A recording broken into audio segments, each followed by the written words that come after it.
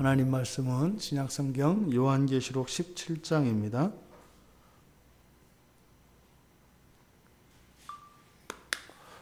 요한계시록 17장 15절에서 18절까지입니다.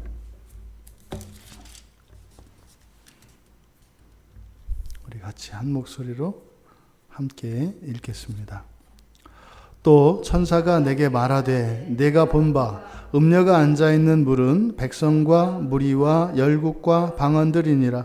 내가 본 바 이 열 뿔과 짐승은 음녀를 미워하여 망하게 하고 벌거벗게 하고 그의 살을 먹고 불로 아주 사르리라. 이는 하나님이 자기 뜻대로 할 마음을 그들에게 주사 한 뜻을 이루게 하시고 그들의 나라를 그 짐승에게 주게 하시되 하나님의 말씀이 응하기까지 하심이라. 또 내가 본 그 여자는 땅의 왕들을 다스리는 큰 성이라 하더라. 아멘. 계시록 17장 1절에서 이제 마지막 그 천사들의 재앙이 끝나고 이제 천사들의 사명이 다 끝난 줄 알았는데 그 천사들은 단지 하나님의 진노만을, 그 정화하는 그 사명만을 감당하고 있는 것이 아니라 이제 이들이 하나님께서 주신 특별한 계시를 가지고 있음을 알게 되었습니다. 그래서 대접재앙이 끝나자마자 이제 천사가 요한을 이끌어 하나님의 계시를 보여주십니다. 그것은 요한의 생애 속에서 경험되어졌던 모든 교회의 경험, 그리고 민족과 국가들, 나라 안에, 그 로마 제국 안에 일어났었던 이런 모든 흥망성쇠를 이해할 수 있도록 해주신 계시였습니다. 근데 그것은 개인적으로는 요한의 시대와 요한이 경험한 교회, 나라, 제국에 대한, 그리고 자신의 인생에 대한 이해이겠습니다만, 이것이 묵시로 우리들에게 주어질 때는 이것은 우리들 개인과 더 나아가 우리가 속한 시대와 민족, 그리고 교회, 그리고 동시대의 모든 열국을 포함하는 그 계시의 말씀인 것입니다. 1절에서 천사가 이야기한 것이 바로 음녀에 대한 이야기입니다. 음녀, 창기라 그랬죠. 그 창기에 대한 이야기인데, 많은 물 위에 앉은 큰 음녀. 사실 여기서는 이게 무슨 말인지 잘 모른단 말이죠.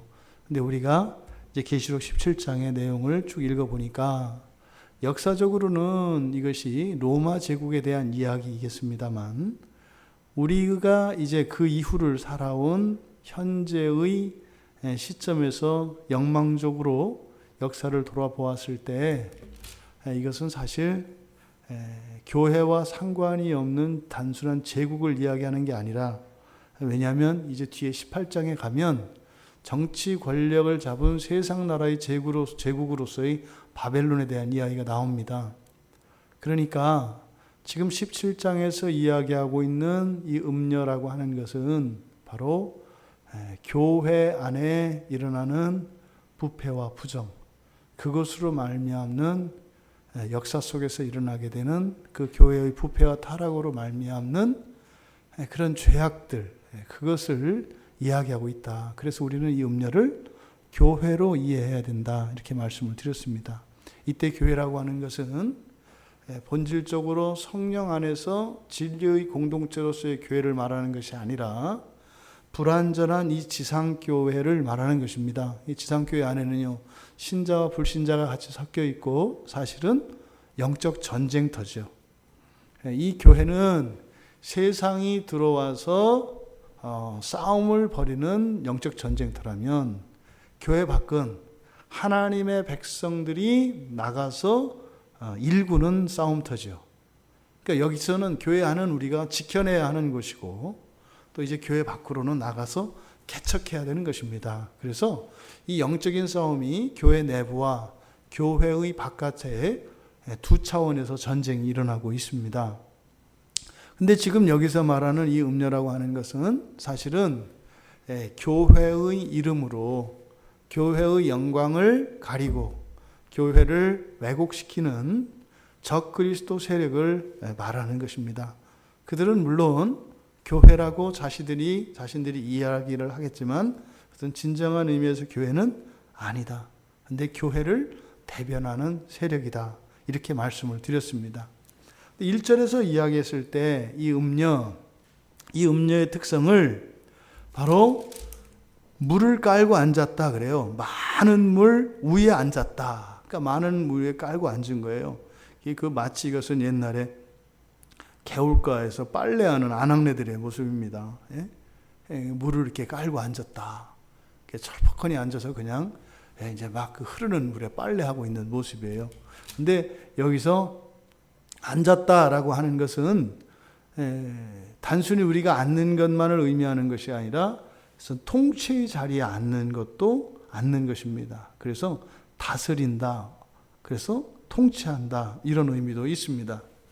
그러니까 바로 큰 물 위에 그 음녀가 앉아 있었는데 바로 1절에서 이야기했던 그 큰 물이 무엇인지에 대해서 그리고 음녀가 누구인지에 대해서 분명하게 여기서 설명을 해주고 있습니다.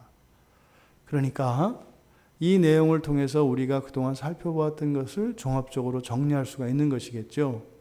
먼저 그 음녀가 깔고 앉아있는 그 물을 백성과 무리와 열국과 방언들이다 이렇게 얘기를 합니다. 그러니까 타락한 교회, 그러니까 가짜 교회죠. 타락한 이 가짜 교회가 이렇게 지배하고 영향력을 끼치는 그 대상들, 통치하는 대상들이 누구라는 거예요? 백성, 무리, 열국, 방언들 이렇게 되어 있습니다.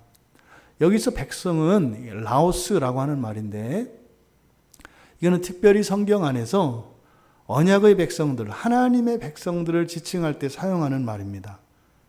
여기서 그러니까 성경에서 백성이라는 말은 그러니까 우리가 일반적으로 어느 나라의 시민을 가리키는 것이 아니라 백성 그러면 하나님 나라의 백성을 가리킨다. 그러니까 하나님 나라의 백성들이 지금 누구에게 깔려 있어요? 음녀에게 깔려 있다는 거예요. 그래서 이 백성들이라고 하는 사전적인 의미는 그냥 같은 언어를 쓰면서 함께 모여서 사는 사람들을 이 라오스라고 해요. 같은 언어를 쓰며 한 곳에서 모여 사는 사람들, 이 사람들을 백성이라고 합니다. 뒤에 나오는 열국이나 방언들, 무리 이런 것도 그런 의미가 있어요. 하지만 이 백성을 특징짓는 특징이 같은 언어와 같은 공간입니다. 거주하는 같은 공간. 이 두 가지가 백성의 특징이에요. 그래서 하나님 백성들은 같은 언어를 쓰고 같은 공간을 살아갑니다. 여러분, 이 복잡하고 이 진짜 이렇게 뭐 땅값도 다르고 집값도 다 다른 이 시대에 어떻게 하나님 백성들이 한 공간에서 어떻게 또 한 언어를 쓰고 살아갈까요? 여러분, 지금 뭐 세계의 언어가 뭐 한두 가지가 아니잖아요. 그러니까 여기서 말하는 언어는 어떤 개념이겠어요? 이것은 타락 이후에 바벨탑에서 하나님께서 흩으신 그 언어들이 하나로 되는 것, 이게 사실 사도행전 2장에서 나오는 방언으로 하나가 되고요. 그래서 사실 장차 완성될 그 나라에서 우리들의 언어가 회복될 것을 보여주시는 거죠. 그래서 장차 우리가 완전한 하나의 언어를 쓰게 될 겁니다. 그런데 말입니다. 이 하나의 언어를 쓴다는 의미가 뭘까요? 가장 중요한 것은 그게 그럼 영어를 쓸까, 한글로 쓸까, 이게 중요한 게 아니라 같은 언어를 쓴다는 것은 본래적인 의미에서 어떤 의미예요? 소통이 가능하다는 거예요. 소통이. 그러니까 하나님의 백성들의 특징은 뭐예요? 소통이라고요. 소통이 되는 거예요. 그러니까 이것은 단지 우리가 의사소통을 위해서 사용한 어떤 기호체계로서의 언어, 이것을 의미하는 것보다 더욱 중요한 것은 무엇이에요? 막힘이 없는 소통이라고요. 막힘이 없는. 또 같은 공간을 점유한다는 게 뭐겠어요? 교회입니다. 교회예요. 그러니까 지금 우리 광야교회, 옆에 있는 교회, 이런 교회들이 이렇게 떨어져 있습니다만 어떻게 해요? 영적으로 교회들은 한 공간이죠. 다 한 공간입니다. 그러니까 여러분, 이렇게 정말 영적인 시각으로 이 세상을 이렇게 바라볼 때 말입니다. 하나님의 백성들과 하나님의 백성이 아닌 외인들은 분명히 공간이 구별돼요. 언제요? 주일에요. 주일에 확실하게 구별이 되는 거예요. 뭐 시차가 있으니까 시간은 다 다르겠습니다만 시공을 초월하시는 하나님께서 보실 때 교회에 예배드리는 그 순간은 동시적 사건이고 동일한 공간 안에 일어나는 거예요. 그러니까 같은 언어를 쓰고 같은 공간에 있다고 하는 것이 바로 주일에 이 공예배에 참여함으로써 하나님 백성됨을 드러내는 겁니다. 여러분, 지금은 우리가 이제 아직 끝이 안 왔기 때문에 이런 의미들이 뭔지 아직 몰라요. 그 무게가 이게 와닿질 않는다고요. 그러니까 주일에 한 번 예배를 드리는 건 일주일에 한 번 뭐 드릴 수도 있고 안 드릴 수도 있고 그러지 않아요. 뭐 얼마든지 뭐 안 드리려고 그러면 안 드릴 수 없나요? 뭐 안 드리는 거죠. 근데 말입니다. 그 종말에 가서 같은 언어를 쓰고 같은 공간에 있는 하나님의 백성으로서의 정체성을 지키며 이 세상을 살아온 그것이 어떤 의미인지 마지막 날에 주님으로부터 평가받는 날이 와요. 요즘같이 이렇게 먹고 사는 것도 만만치 않고 그리고 사회도 복잡해진 상황에서 매 주일 시간을 정해놓고 그 시간을 고정시킨다는 거 보통 일이 아닙니다. 그리고 이제 가깝게 또 먼 데서는 뭐 1시간, 2시간의 시간을 들여서 교회에 나와야 되잖아요. 이게 굉장한 겁니다. 왜 그래요? 바로 라오스된 하나님의 백성된 표라는 말이에요. 그렇게 해서 백성된다는 게 아니라 하나님 백성된 표가 바로 언어와 같은 공간을 점유하는 것이다. 그래서 이 백성은 하나님 백성, 언약의 백성들에게만 특별히 구별해서 쓰는 말입니다. 그 다음에 나오는 무리, 이 무리라고 하는 이 원래의 단어는 그냥 어떤 특정한 장소에 모여있는 많은 사람들을 뜻해요. 그냥 어떤 공간에, 예를 들어서 축구장이면 축구장에 이렇게 축구를 보기 위해서 모여든 많은 사람들, 이런 거예요. 또 어떤 특별한 목적을 가지고 또 이런 거 있지 않습니까? 여름 같으면은 이렇게 해수욕장에 그 해수욕장이라고 하는 제한된 공간 안에 모여 있는 많은 사람들, 이 사람들을 무리라고 해요. 사전적인 의미로는. 그런데 또 데모스라는 말이 있거든요. 무리라는 말 중에 여기에 사용된 이 무리라고 하는 말은 오클로이라고 하는 말이거든요. 근데 오클로이라고 하는 말과 데모스라고 하는 말이 같은 뜻이에요. 그냥 많이 모여 있는 사람들을 뜻하거든요. 근데 여러분 데모 아시잖아요. 데모. 그 데몬스트레이션, 또 데모크라시, 민주주의 할 때. 요때 데모와 여기에서 사용하는 이 오클로이라고 하는 이 무리는 어떤 장소에 이렇게 많이 모여 있는 그 사람들이라는 의미로는 같아요. 둘 다 사실은 비슷한 말이라고요. 그 말이나 그 말이라. 근데 지금 여기에 사용된 이 무리와 우리가 이 데모크라시 할 때 데모는 성경에서 구별했었어요. 그러니까 여기에 있는 무리는요, 성경에 보면 특별히 이거는 복음서하고 사도행전하고 계시록에만 쓰여요. 이상하죠? 다른 데는 일체 쓰이지를 않아요. 복음서, 사도행전, 그리고 요한계시록. 앞에 5권하고 맨 뒤에 마지막 권에만 이 무리들이라는 단어가 쓰여요. 그리고 중간에 있는 서신서에는 단 한 번도 이 무리라고 하는 말이 쓰이질 않습니다. 그런데 여기에서 말하는 무리는 누구냐면 예수님이 복음을 전할 때 그곳에 있었던 사람들이에요.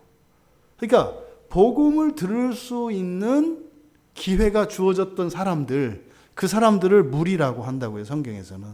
또 사도행전에서도 이 무리가 쓰이는데, 사도행전에서 이 무리가 쓰일 때는 바로 사도들과 함께 복음을 듣고자 하는 사람들, 또 사도들의 편에 섰던 사람들, 이 사람들에게 쓰는 말이 여기에 사용된 무리예요. 그런데 데모스라고 하는 이 말은 똑같은 개념을 가진 단어인데, 이 데모스라는 말은 사도행전 12장 22절, 그리고 17장 5절, 19장 30절, 19장 33절에 사용되는데, 이건 뭐 굳이 확인하지 않겠습니다. 여기에 사용되는 무리는 누구냐면 복음을 적대시하는 사람들이에요. 복음을 대적하는 사람들을 지칭할 때 데모스라고 하는 말을 써서, 사람들이 모여있긴 모여있는데 복음을 대적하는 사람과 대적하지 않는 사람으로 성경은 나눠서 쓴다고요. 그런데 희한하죠? 민주주의의 기원이 이 데모스를 써요. 그러니까 이 두 가지 단어를 다 쓸 수 있는 건데, 그러니까 이 데모라고 하는 말에서 이 데모크라시가 나오거든요. 그러니까 민주주의라는 것 자체가 사실은 성경적으로, 그러니까 성경의 언어로 보면 이 민주주의라고 하는 말이 어디에 기초를 두고 있어요? 복음에 대적하는 것에 기초를 두고 있어요. 데모크라시가. 그래서 실제로 민주주의의 원리나 이런 것들을 보면 복음적이지 않아요. 복음적이지 않거든요. 예수님은 민주주의자가 아니에요. 민주주의자가 아니라니까요. 오히려 반대 쪽에 가까워요. 그러니까 보세요. 근데 오늘날 교회 안에 민주주의 많이 하잖아요. 교회 안에서 다수결로 결정하는 것들이 얼마나 많아요. 그러니까 이거는 복음적이지 않다고요. 그래서 여기에 사용된 무리라고 하는 것은 그러니까 복음과 관련이 있는 사람들이에요. 완전히 거기서 배제된 사람들이 아니라고요. 그러니까 완전히 하나님의 언약과 관련되어 있는 백성, 그리고 아직 백성은 아니지만 그 백성으로 들어갈 수 있는 가능성을 가지고 있는 사람들, 이 사람들이 무리인 거죠. 그러니까 이들에게 바로 이 여자가 군림한다고요. 그리고 이제 뒤이어서 나오는 열국, 이 열국이라고 하는 것은 특징이 문화입니다. 문화 공동체예요. 같은 문화를 쓰는 민족, 주로 이것은 성경에서 그래서 이방 민족을 가리킬 때 이때 열국이라는 말을 씁니다. 그러니까 문화권이 이제 서로 다른 문화를 가지고 있는 사람들, 이게 이제 보통 민족을 뜻하거든요. 그러니까 특징은 문화다. 근데 이 열국이라고 하는 말은 누구에게 쓴다 그랬어요? 이방인에게 쓴다 그랬죠. 이방인에게. 그러니까 앞에 사용되었던 이 백성과는 대비되는 개념이라고요. 그럼 생각해 보세요. 하나님의 백성이라고 하는 것은 같은 언어를 쓰면서 함께 모여 사는 사람이라고 그랬어요. 근데 언어도 사실은 문화 중에 하나잖아요. 그러니까 같은 문화를 공유하는 것만으로 되는 게 아니에요. 그렇죠? 그러니까 백성들은 분명히 언어를 같이 공유하면 문화를 당연하게 공유하게 돼 있습니다. 같은 언어를 쓰면 같은 문화를 공유하게 돼 있어요. 그런데요, 같은 문화를 공유한다고 해서 같은 언어를 쓸까요?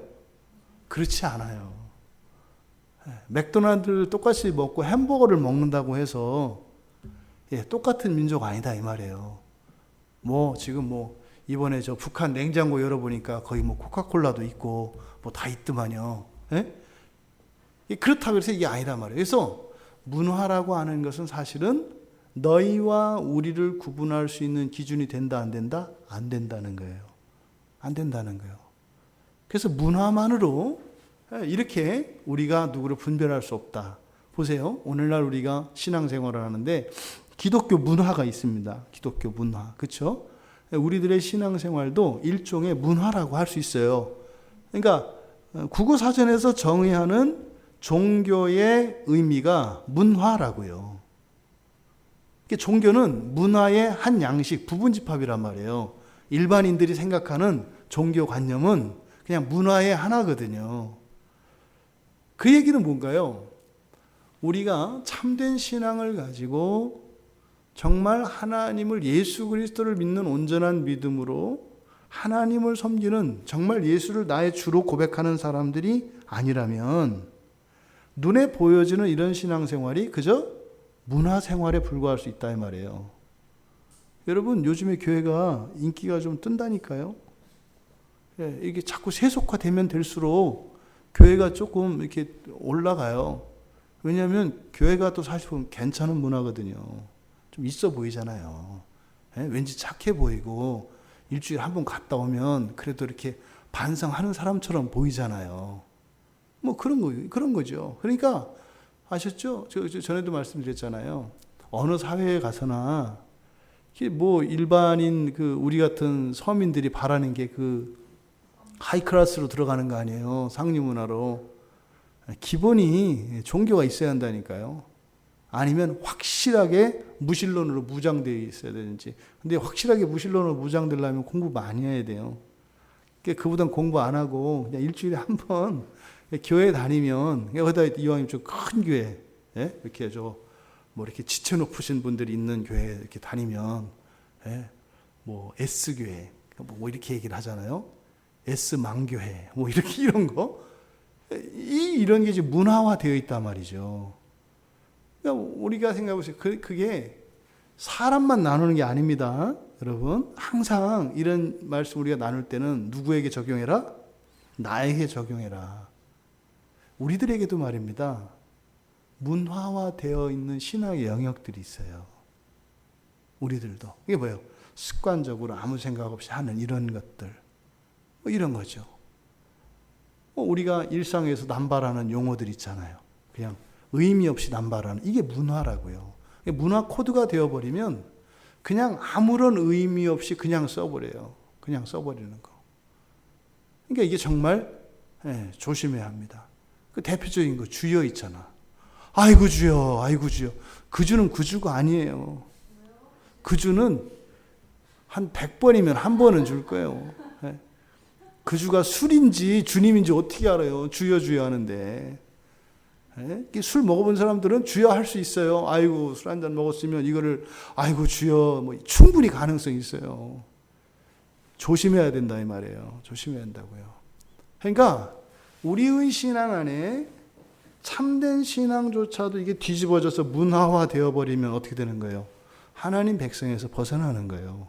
뭐가? 내 몸에 우리의 신앙을 우리의 몸이라고 한다면 어느 한 군데가 썩어나가는 거죠. 약 발라서 고쳐야죠.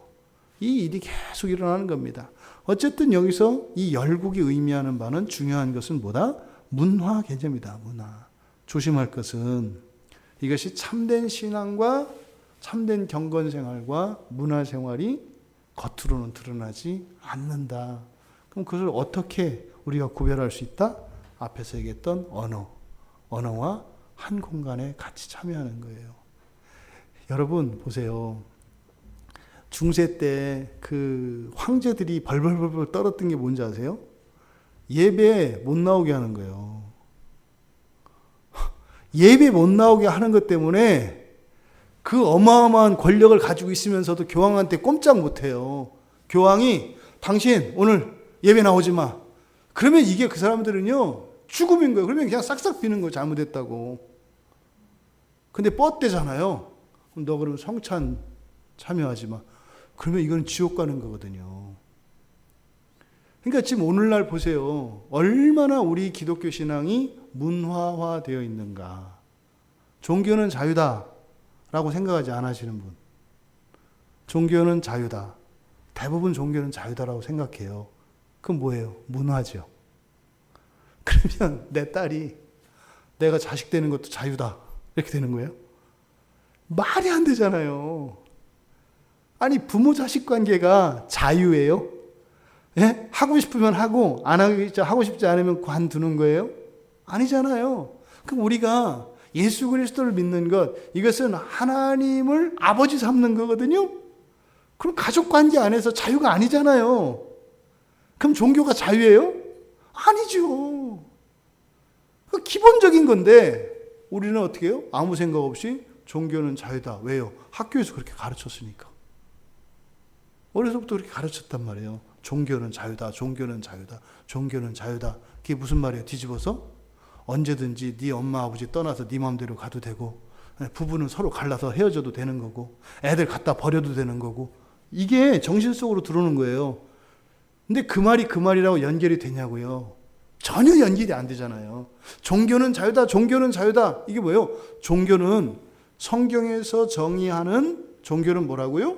하나님과 사람 사이의 관계라 했잖아요. 어떤 관계예요? 가족 관계예요. 아버지와 자녀 관계라니까요. 그러면 아버지 하나님과 하나님 자녀된 이 신자의 관계를 종교라고 정의하는데, 종교가 자유래. 무슨 말이에요? 하나님은 우리를 버릴 일이 없지만 우리는 뭐예요? 너는 하나님을 버릴 권리가 있어. 이렇게 얘기한다고요. 이게 좋은 거냐고요. 그 말이 그대로 되고 있잖아요. 이게 이 문화라고 하는 것이 굉장히 무섭습니다. 굉장히. 그러니까 이 문화의 방식으로 교회 안에 들어와서 하나님의 백성들의 언어를 흩어버리죠. 그래서 이제는 심지어 하나님 백성들끼리 소통이 안 돼요. 소통이. 왜 이렇게 성경을 가지고 이야기하는데 오해가 되는지 말이죠. 오해가 아니라 막 곡해를 해요. 이게 뭐예요? 문화가 이 안으로 막 들어왔기 때문에 그렇습니다.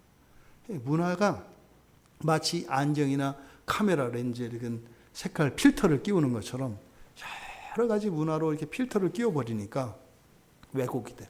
거기다가 이제 돋보기 하나 딱 끼우면 어떻게 되는 거예요? 하나도 안 보이잖아요. 그래서 사실 오늘날 우리들이 싸우고 있는 영적 전쟁의 가장 중요한 전쟁터가 문화예요. 문화가 지금 이 시대에는 가장 치열한 싸움이 벌어지고 있는 전쟁터가 영역을 가지고 따진다면 문화 영역이에요. 문화 영역. 그러니까 이 문화 영역의 대표적인 전쟁터가 뭐예요? 이 디지털 매체라고요. 이게 스마트폰, 컴퓨터, 이게 말씀드렸죠? 더 이상은 귀신 나타날 필요가 없다고. 이 안에 있는 화면들이 다 귀신 역할을 한다니까요. 정말로. 이게 귀신이라는 게 아니라 귀신의 역할들을 이미 얘들이 다 하고 있다고요. 얘들을. 미국 청소년들이 16살이 되면은 아주 잔인한 살인과 이 폭력 현장을 26만 번을 경험한대요. 옛날에 1000년을 살아도 경험할 수 없는 것들은 16살 되기 이전에 아이들은 그걸 다 경험해요. 그리고 40만 번의 음란한 이런 것을 다 경험한대요. 우리의 뇌는 어떻다고요? 경험한 거나 상상한 거나 똑같아요. 이 안에서 받아들이는 거. 그러니까 내가 직접 한 거나 상상한 거나 우리 몸 안에 쌓이고 영향을 미치는 건 똑같다고요. 근데 여러분, 26만 번을 살인을 연습한 아이들이 이 세상에 나왔어요. 다 살인 흉이죠. 이게 어마어마한 얘기예요. 그럼 40만 번의 그런 잘못된, 왜곡된 이런 퇴폐적인 성에 대해서 이미 정신적으로, 경험적으로 접촉한 아이들이 결혼해서 살아갈 때 정상적인 생활이 가능하겠어요? 이게요. 그러니까 이 싸움은 우리가 이렇게 한 개인이 몸부림해서 될 수가 있는 상황이 아니에요. 그러니까 어떨 때는 막 낙심하게 된다니까요. 어디서 어떻게 해야 될지 모르겠는 거예요. 말씀드리죠. 우리가 가장 실천적으로 할 수 있는 거 뭐예요? 스마트폰이에요. 특히 엄마 아빠들 못하겠으면 화장실 가서 하고 애들 안 볼 때 하고, 애들 볼 때는 안 하는 것처럼 거짓말 하란 말이에요. 최악의 경우에 그렇게 하라는 게 아니라, 하지 않으면 더 좋지만 최악의 경우엔 그렇게 하란 말이에요. 그리고 어떻게 10대 때까지는 아이들에게 스마트폰 노출시키면 안 돼요. 요즘에 10살도 안 되는 애들한테 스마트폰, 제가 다니는 아이들마다 눈에 보이지 않겠어요? 그게 마음에 있으니까 막 죽겠어요. 근데 그 엄마를 붙들고 제가 얘기한다고 뺨을 안 맞으면 다행이지. 네가 뭔데 뭐 이렇게 나오지 않겠어요? 교회 안에서조차도 그 신자들에게도 놀림감 당하는데, 세상에 나가서 아니요, 이거는 제가 목사라서 그런 게 아니라 당신 자녀를 위해서 이 아이를 좀 소중하게 귀하게 키우기 위해서 꼭 해야 된다고 말씀을 드리는 거예요. 너 네 아이나 키우세요 이럴 거 아니냐고요. 이게 지금 말도 못합니다. 여러분 보세요. 그 주부들이 보는 아침 시간에 보는 그 오전 드라마, 막장 드라마, 이거는 옛날부터 해오던 말이에요. 옛날부터 그 오전 타이밍에 그 나오는 드라마는 다 막장 드라마고 뭐 시나리오도 없대. 그거는 뭐 그냥 아무나 그냥 써도 돼. 한 10분만 써도 되고 그거는 그냥 그러니까 뭐 이상하게만 쓰면 돼. 이상하게만 이게 말도 안 되게만 쓰면 와 막 이러니까 이 세상에 이게 보세요. 어떻게 해요? 이 가정의 사실은 안주인들의 정신을 다 흐려버리면요. 애들은 그냥 죽는 거거든요. 상수원이거든요. 그 자매들을 싹 죽여버리고 보세요. 뭐 자기 뭐 텔레비전 보거나 저 매니큐어 바를 때 아이가 치근대면 어떻게 돼요? 스마트폰 켜주고 이거예요. 차라리 울게 놔두는 게 낫지. 이게 지금 이 문화 코드가요. 이거는 제가 싸워야 될 싸움이 아니라 여러분들이 싸우셔야 되는 싸움이에요. 여러분들의 삶의 자리에서. 그러니까 이 문화를 통해서 이 세상은 이방은 교회 안에 들어옵니다. 들어왔죠. 바로 이 여자가 앉아있기 때문에 어떻게 해요? 이용한다는 거예요. 그리고 네 번째, 방언들. 이 방언들은 여기 이제 언어라는 뜻이거든요. 요거는 이제 이것도 마찬가지로 민족을 의미합니다. 민족. 그러니까 이것은 전 세계에 있는 즉 바벨탑에서 언어가 혼잡하게 됨으로써 나뉘었던 분할되어든 분리된 모든 족속들을 의미합니다. 그래서 백성과 무리는 사실상 복음과 관계되어 있는 두 종류의 무리들이라면 뒤에 있는 열국과 방언들이라는 것은 상대적으로 복음과는 거리가 좀 먼 이 두 부류의 사람들이에요. 그러니까 사실은 모두 다를 지금 이야기하려고 하는 겁니다. 그러니까 이 음녀가 앉아서 통치하는 것은 뭐라는 거예요? 신자고 불신자고 문명이고 야만이고 고대고 현대고가 없다는 거예요. 모두 다에게 영향을 미친다는 거예요. 여러분 예수님께서 그러시지 않나요?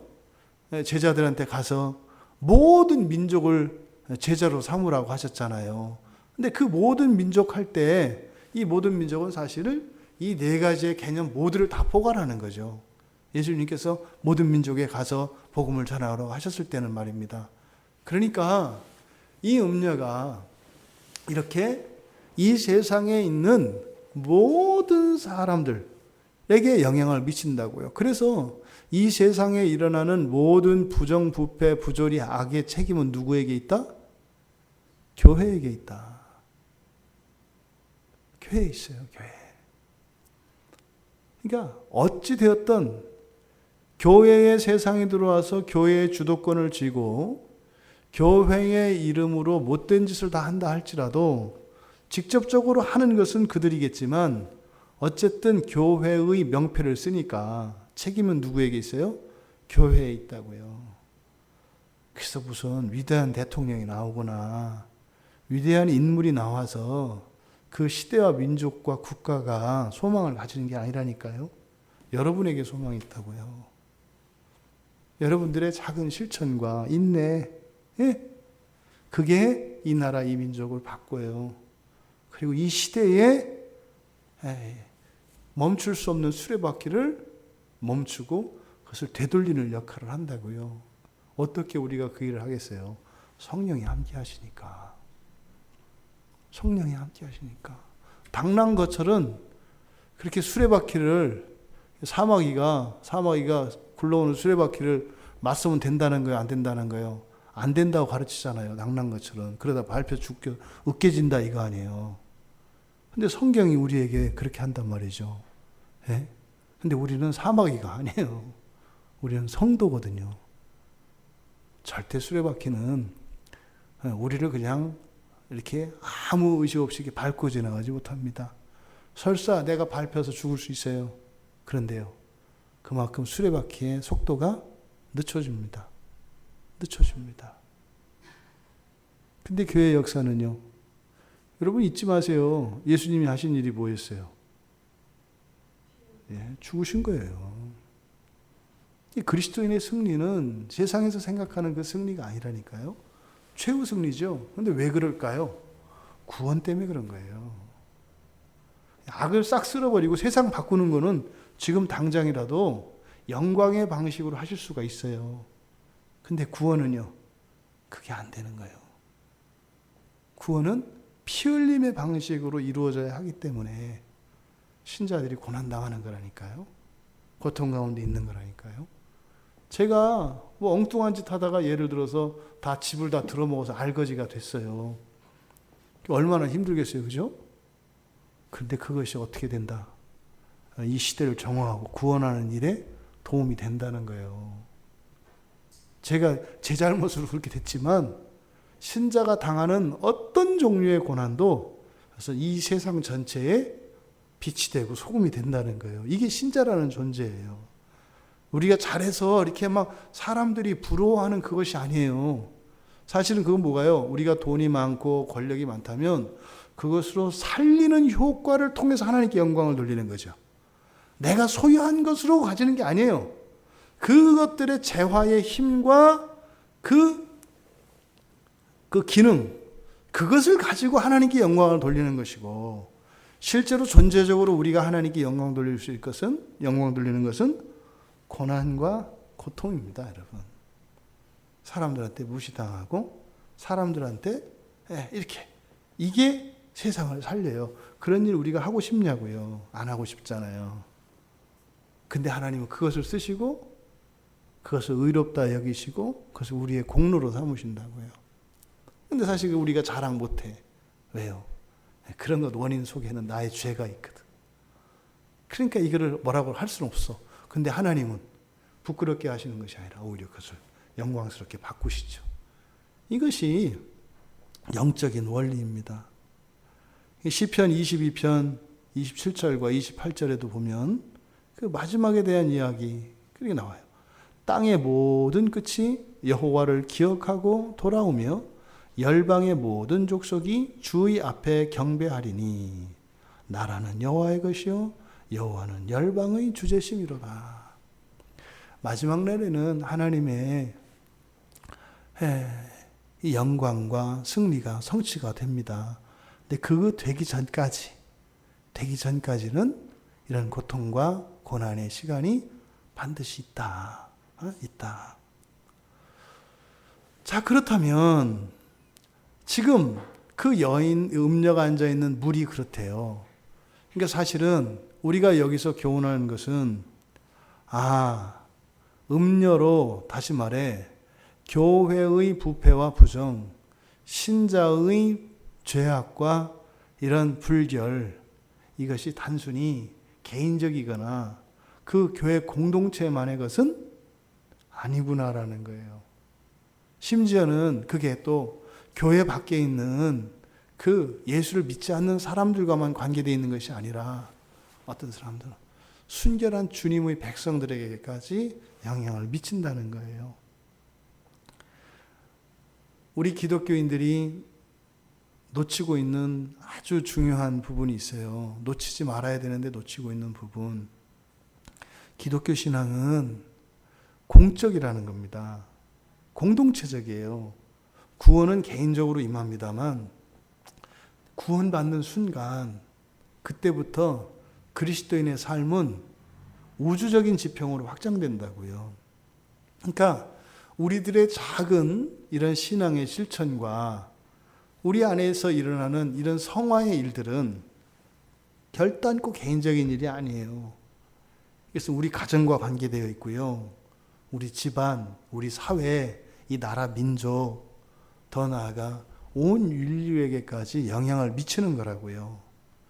흔히 말하는 나비 효과 있지 않습니까? 예? 태평양 건너편에서 나비 한 마리가 뭐 바람이나 나요. 근데 그 태평을 건너면 허리케인이 된단 말이에요. 과학적으로 말입니다. 이걸 나비 효과라 그래요. 그러니까 일반 자연세계 안에서도 성도가 영적으로 정말 이 세상에 미치는 그것이 허무맹랑한 소리가 아니다라는 것을 과학자들도 알아요. 만약에 여기 어떤 과학자가 앉아서, 무신론자 과학자가 앉아서 뭐 얘기할 때 다른 거는 못 믿어도 여러분 신자 한 사람 안에서 일어나는 이런 성화의 진전과 그런 고난과 고통을 인내하는 그것이 이 세상에 유익을 끼칩니다. 그러면 그 과학자는 100% 받아들일 거예요. 이거는 믿음의 지식이 아니라니까요. 과학적으로도 그런 거니까. 그런데 우리 그리스도인이 이걸 몰라요. 나는 됐다. 나는 됐다. 이런 생각 얼마나 많이 해요. 나는 견딜만 하다. 당신은 견딜만 할지 몰라도 당신으로 인해서 당신이 조금만 더 힘을 내면 수많은 사람들이 살아날 수 있는데 그들도 됐다고 이야기할 수 있는가? 그렇게 얘기 안 하잖아요. 그럼. 몰랐기 때문에 그런 거잖아요. 그렇죠? 그러면요. 힘을 내게 되는 거라고요. 그런데 알려고 안 하죠. 그런 얘기는 이렇게 얘기해줘도 안 들려요. 들리지를 않아요. 여러분, 지금 음녀가 앉아있는 물이 백성과 무리와 열국과 방언들이다. 이것은 기독교 신앙인들의 마음에 쿵 하고 울림을 주는 거예요. 과거를 우리가 되돌릴 수는 없습니다만 내가 조금 더 힘을 낼 수 있을 때 있었잖아요. 근데 안 했던 때 있잖아요. 그때 힘을 냈더라면 더 많은 구원의 일들이 일어났었다라고 얘기를 하는 거예요. 근데 그게 단지 긍정적인 측면으로 구원만이 아니라 사실은 많은 고통과 박해와 핍박과 불편과 어려움이 있다는 거예요, 여러분. 근데 이걸 바꿀 수 있는 건 누구예요? 음녀가 마음을 고쳐먹든지 아니면 우리가 음녀의 힘을 약화시켜야 돼요. 지난주 말씀드렸잖아요. 이 짐승의 힘의 원천은 어디에 온다고요? 우리의 범죄로부터 온다 그랬잖아요. 우리가 범죄를 지음으로써 우리의 권세와 권능을 짐승에게 위탁해 주는 거라고요. 이것들은 그걸 긁어 모아서 그걸 권력화해서 만드는 거라고요. 그게 뭐 이게 국가제도잖아요. 사람들이 투표를 해서 한 표 한 표로 대통령을 뽑는데 보세요. 나라 다 뒤집어 놓고 그 못된 짓 일삼아 놓고 수많은 생명들을 그 바닷속에 죽이는 이 어마무시한 음모까지 하잖아요. 어떻게 그랬어요? 우리들이 찍어준 투표 그걸 가지고 했잖아요. 이게 마귀의 정체가 이 국가 권력과 같은 거예요. 그러니까 어떻게 돼요? 정신 똑바로 차리고 그리스도인들은 정치에 참여해서 투표권을 정확하게 행사를 해야 된다고요. 절대 아닌 사람 찍으면 안 돼요. 내 마음에 안 든다 그래서 에이 소용없어 이러면 안 된다니까요. 좀 보다 덜 나쁜 사람, 최선이 없다면 차악이라도 선택해야 된다니까요. 그리스도인들이 얼마나 사회적인 의무를 방치했기 때문에, 방관했기 때문에 사실은 이 나라에 일어난 이런 부조리와 부패들이 그리스도인들의 책임이 있는 거예요. 기독교인이 1000만이라고 합니다. 예? 유권자 수백만이에요. 기독교인들이 정말로 위에서 이야기한 것처럼 라오스가 같은 언어를 쓰는 사람들이라면, 하나님의 뜻을 따라가는 사람들이라면 어떻게 감히 말도 안 되는 사람들이 대통령이 돼서 백성들을 아프게 하고 나라를 힘들게 하는 일들이 일어나겠어요. 우리의 신앙을 절대 개인적인 것으로 생각하시면 안 된다는 거예요. 뭐 어쩔 수 없는 거 아닌가? 그런 문제가 아니라는 거예요. 왜요? 어쩔 수 없는 거 하면 거기에는 말도 못하는 눈물과 아픔과 절규와 비통함이 있다는 겁니다. 이게 그리스도인들이 살아가는 우리의 정체성이라는 것을 지금 여기서 음녀가 앉아있는 물은 백성과 무리와 열국과 방언들이니 라고 하는 이 말을 통하여 사도 요한의 깊은 깨달음을 우리에게 주는 것입니다. 그런데 말입니다. 이제 16절에서는 뭐라고 하냐면 내가 본 바 이 열불과 짐승은, 이 열불은 우리가 바로 이제 앞에서는 사실은 마지막 날 어린 양의 승리를 이야기했지 않습니까? 그랬기 때문에 사실은 아예 끝에 가면 어차피 이기네, 뭐 견디면 되네, 이런 생각을 할 수 있다고요. 꼭 참고 지내면 좋은 날 와, 주님이 언젠가 오셔. 뭐 맞아요, 맞긴 해요. 그럼 나는 그렇게 견딜 수 있을지 몰라. 근데 어떤 사람은 도저히 못 견디는 사람이 있다고요. 그래서 지금 바로 뒤에 있는 이 뒤에서 음료와 그리고 이 물의 관계를 통해서 우리들이 신앙을 그저 막연하게 기다리면 돼, 인내하는 거야, 마치 그냥 무작정 참는 것을 미덕으로 여기려고 하는 잘못된 생각을 갖지 못하도록 분명하게 사도 요한이 금을 확 걷는 거죠. 근데 지금 열불, 권력이지 않습니까? 권력 권세라고 했잖아요. 예? 근데 보십시오. 지금 이 열불은 이 음료와 함께 음행을 하던 자고 또 전부 다 짐승에게 권력을 넘겨줬던 자들이에요. 그죠? 그런데 여기서 보시죠. 이제 패가 갈리는 거 보세요. 바로 전까지는 이렇게 어린 양에게 대적할 때는 이 열불이나 짐승이나 음녀나 다 어땠어요? 다 동맹군이었다고요. 어린 양에 대적하기 위해서. 그런데 심층적으로 그리고 때가 되니까 어떻게 한다고요? 미워한대요. 미워한대요.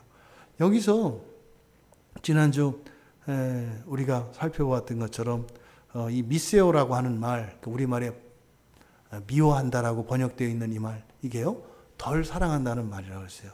덜 사랑한다. 싫어한다는 게 아니라 덜 사랑한다. 상대적으로 우선순위의 문제라 그랬어요. 그래서 예수님께서 누가복음 14장 26절에서 부모와 그죠? 처자와 형제자매를 다 미워하지 않고서 내 제자가 될 수 없다 할 때 그 미워한다는 게 미워하는 게 아니라 그랬어요. 그렇죠? 사랑하되 주님보다 더 사랑하면 안 된다는 거잖아요. 그렇죠? 주님을 하나님을 가장 사랑하고 하나님 사랑 안에서 사랑할 때 비로소 제자가 될 수 있다. 그러니까 하나님보다 자기 부모 형제나 처자를 더 사랑하고서는 제자가 될 수 없다. 당연하죠.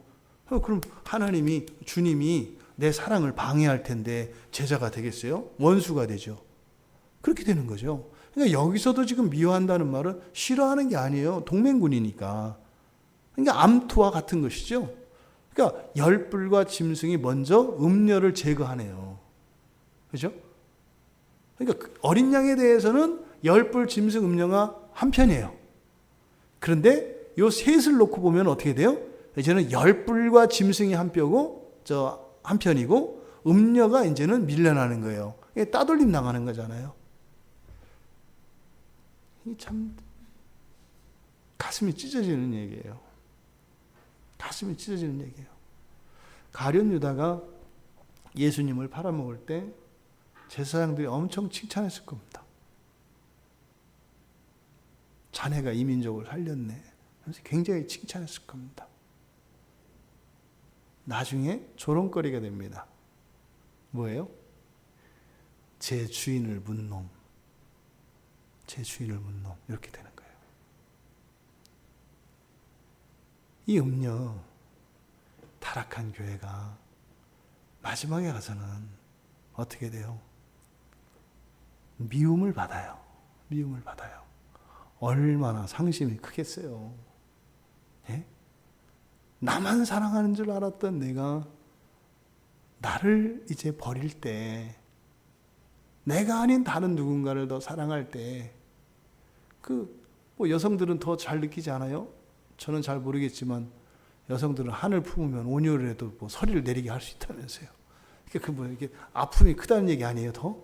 배신당하면 그 아픔이 훨씬 더 남자들이 겪는 것보다 여자들이 겪을 때는 그 아픔이 더 통렬하고 크다는 그런 의미로 전 받아들여요. 그러니까 이런 심정은 아마 여러분들이 훨씬 더 잘 느끼실 수 있을 거라고 봐요. 그러니까 음녀가 이렇게 미움을 받을 때 기가 막히는 거죠. 그런 거잖아요. 옛날에 60년대, 70년대 공장 가서 재봉틀 돌려가지고 그 고학생 남편을 뒷바라지했더니 판사가 되니까 너 다시는 평생 나를 안척도 하지 말고 안식도 하지 마. 그럼 너는 곱게 제명에 못 죽을 수도 있어. 이러고 떠나가는, 그리고 부잣집 여자를 팔짱에 끼고 가는 그 둘을 바라보는 그 여자의 그 가슴 시린 그런 거 아니겠어요? 지금 결국에는 이렇게 되는 거죠. 그러니까 말입니다. 예수님께서 제자들에게 너희들이 나를 제일 사랑하지 않으면 제자가 될 수 없다고 하는 거나, 사탄도 똑같이 얘기하는 거예요.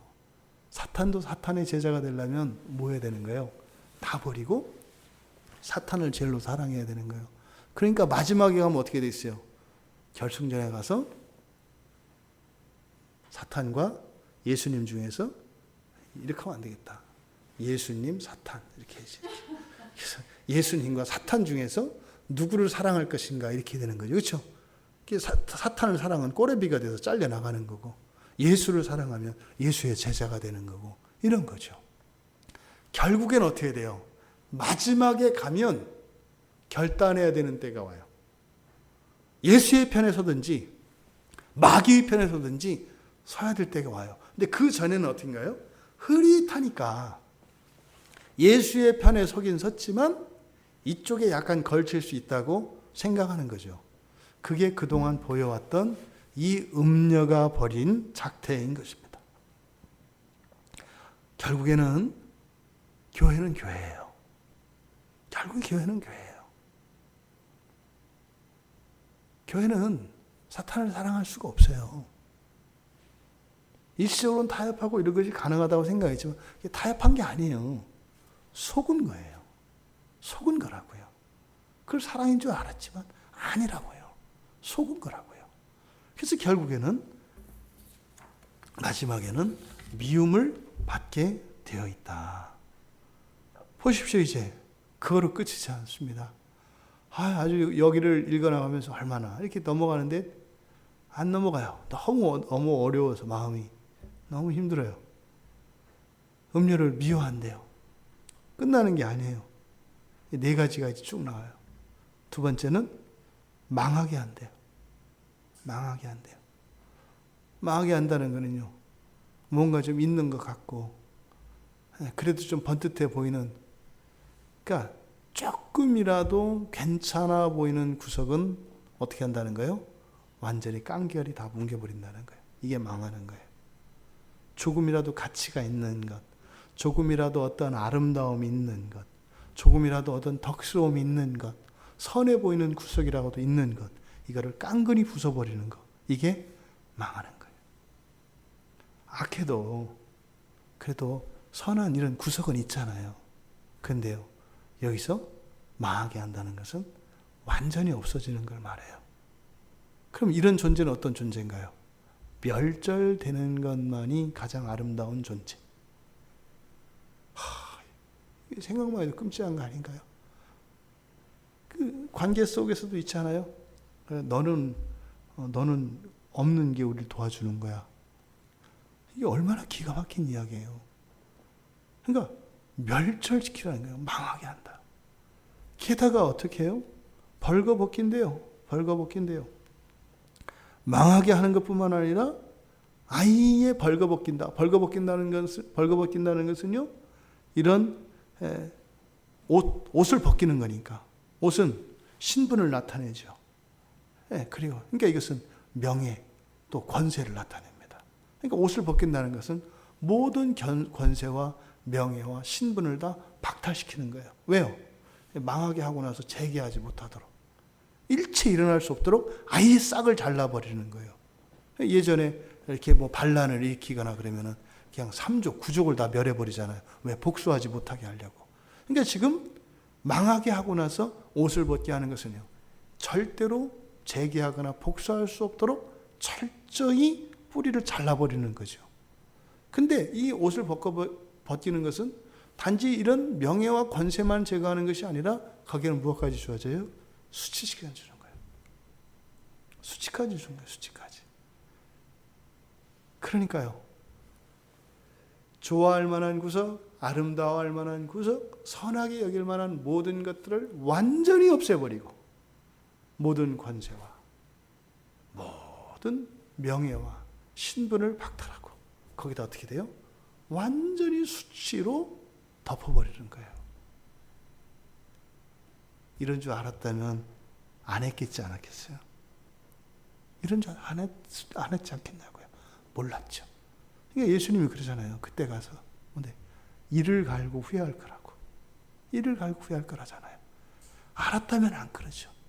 우리 그러잖아요. 우리도 예수를 만나고 나서 이런 건지 알고 나니까 특히 우리 자녀들에 대해서 얼마나 후회가 많아요. 이런 건 줄 알았으면 그렇게 안 했죠. 지금은 어떻게 할 수도 없잖아요. 그러니까 지켜보고 정말 하나님께서 해주시기만 기다려야 되잖아요. 이럴 줄 알았다면 우리가 그렇게 안 했잖아요.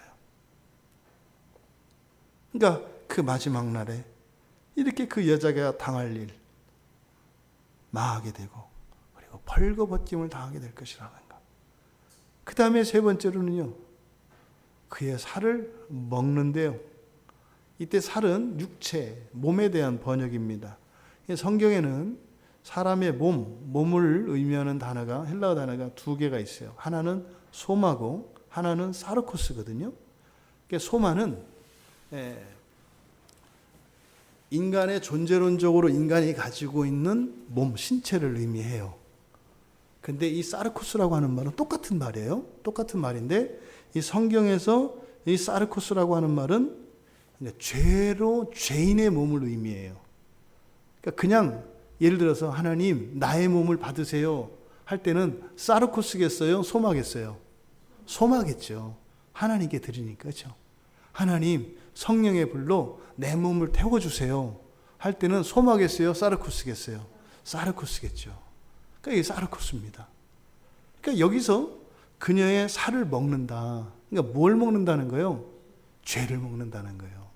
앞서서 말씀드렸죠. 이 짐승의 권세라고 하는 것은 아무것도 없는 것이 신자들과 사람들에게 하나님이 주신 권세를 우리들이 그냥 표를 몰아주듯이 그 줘가지고 그거를 모아서 더 강력한 힘으로 시너지를 내가지고 이 세상을 지배하는 것이 짐승, 이 사탄의 사실은 권세의 비밀이다. 이렇게 말씀을 드렸잖아요.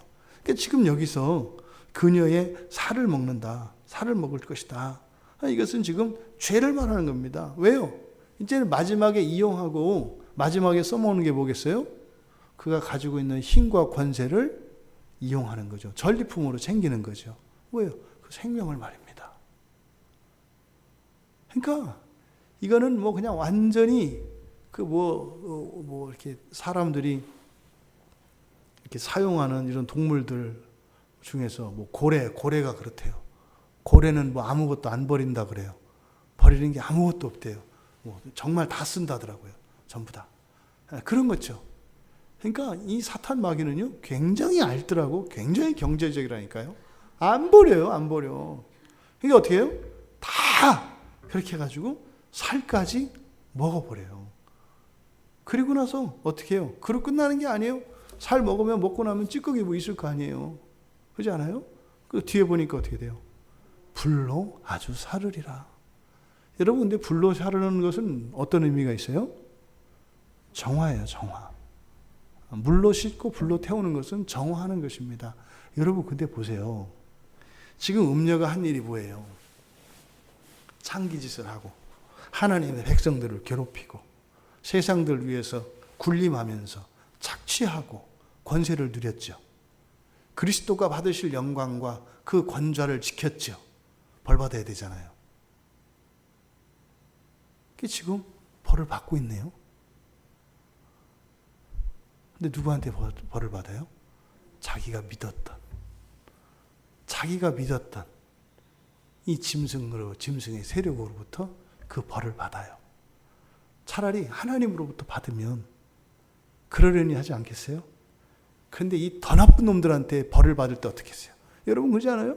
여러분보다 훌륭한 분이 여러분한테 충고를 하거나 조언을 하면 감동이 되고 이렇게 눈물 글썽거리지만 내가 생각하기엔 참 우습게 보이는 사람이 나를 충고하면 어떻게 돼요?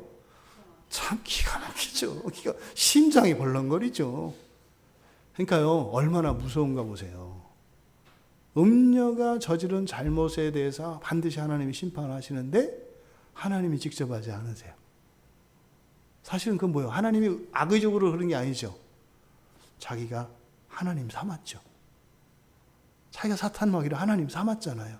그러니까 자기가 하나님 삼은 그것에게 당함으로써 하나님에게서 당하는 것보다 말로 더할 수 없는 더 큰 비참을 겪게 한다고요. 그러니 이 설교 준비하면서 얼마나 힘들었겠어요. 그렇죠? 지금 여기 있는 건 다 미래형입니다, 여러분. 아직 일어난 거 아니에요. 이 경험은 우리들 가운데 아무도 한 사람 없어요. 아무도 한 사람 없어요. 앞으로 일어날 일입니다. 앞으로.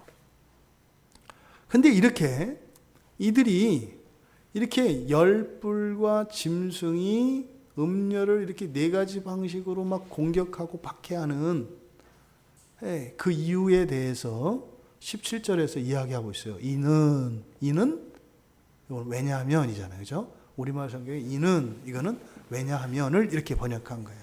왜냐하면. 그러니까 이 열불과 짐승이 음녀를 이렇게 미워하고 망하게 하고 벌거벗기고 또 살을 먹고 불로 태우고 하는 이런 일들을 하게 되는 이유가 뭐냐? 17절에서 이야기해요. 왜냐하면 하나님이 자기 뜻대로 할 마음을 그들에게 주셨기 때문이다. 야, 여러분, 첫 번째 이유가 뭐라고요? 하나님이 그들에게 하나님의 뜻을 행할 마음을 넣으셨기 때문이래요. 이러면은 하나님이 조폭을 동원한 게 돼요. 이러면 돼요? 하나님이? 근데 지금 이게 지금 이렇게 돼요. 하나님이 하나님의 뜻은 그러니까 뭐예요? 내 손에 피를 안 묻히려고 조폭을 고용한 거예요.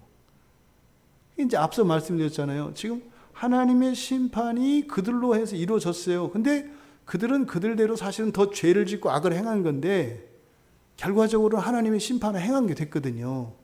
근데 그 일이 하나님의 뜻과 관계되어 있대요. 그러니까 여기에 사용된 이 뜻이 우리가 일반적으로 이야기하는 하나님의 뜻이겠어요? 아니겠어요? 아니겠죠. 일반적으로 하나님의 뜻은 어때요? 선하시고 완전해요. 그러니까 여기에서 이 뜻은 그 뜻이 아니에요.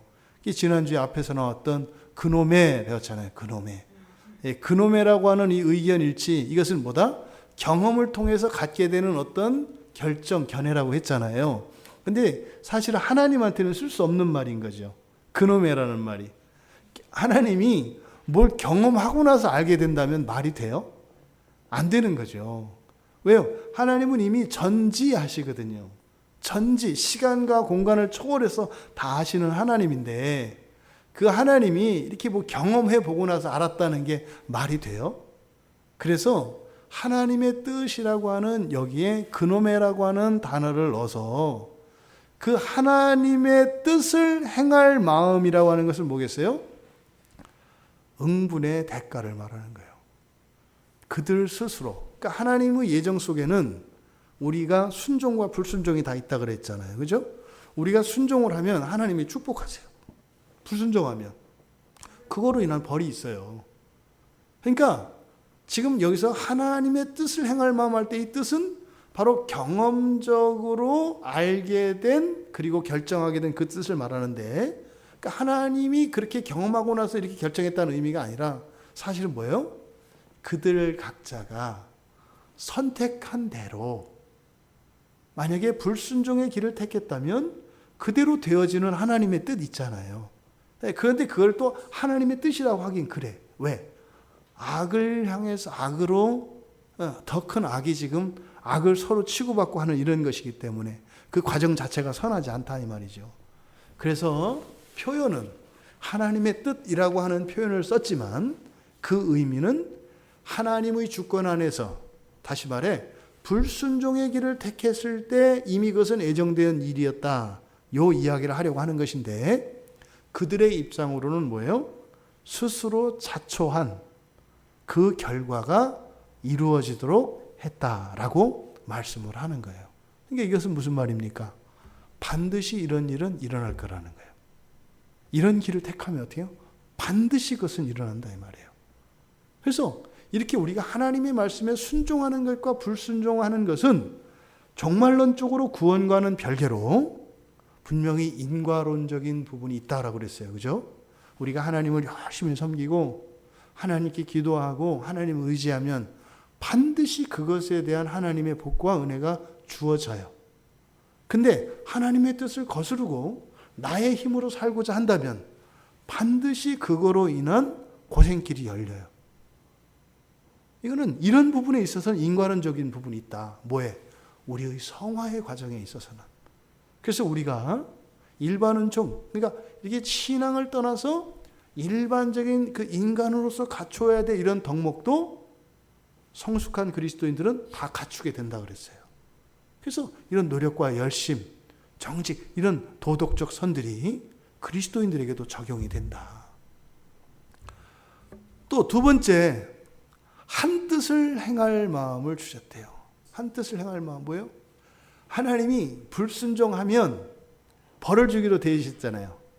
이거는 이미 일이 일어나기 전에 먼저 하나님이 계획하신 거잖아요. 불순종하면 일어나게 된 일. 이들도 어떻게 되는 거예요?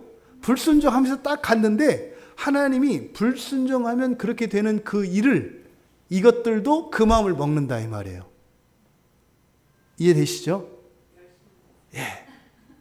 그러니까 그게 이제 참, 어쨌든 하나님의 그 뜻하고 모든 게 다 어떻게 돼요? 그러니까 다 일치한다고요. 일치한다고요. 죄를 지으면 서로 죽이는 이것도 사실 뭐 죄의 결과로 받는 진노인데, 여기에 참여했던 자들이 어떻게 해요? 그 하나님이 정하신 그것이 딱 일치하게 한다 이 말이에요. 그러니까 이들도 어떻게 해요? 한치도 어김없이 하나님의 뜻을 이루고 산다고요.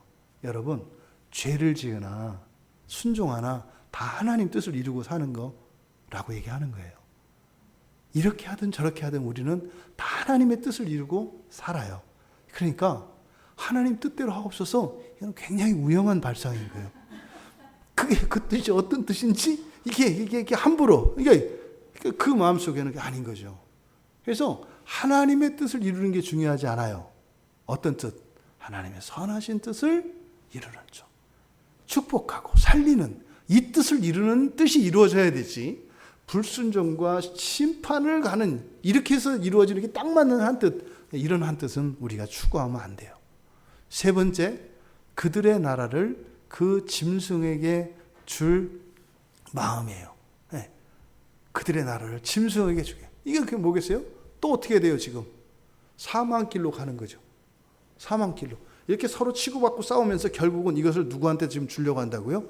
짐승한테 주려고 한다고요. 결국에는 지금 먼저 당하는 음녀의 꼴을 요것들이 당하겠네요. 자기들이 그렇게 하면서 자기들의 미래를 보는데 안 보이는 거예요. 그러니까 불순종의 길을 걷고 있는 그들에게 어김없이 일어나게 될 그 하나님의 뜻의 성취를 보여주는 겁니다. 그런데 이게 언제까지예요? 하나님의 말씀이 성취될 때까지.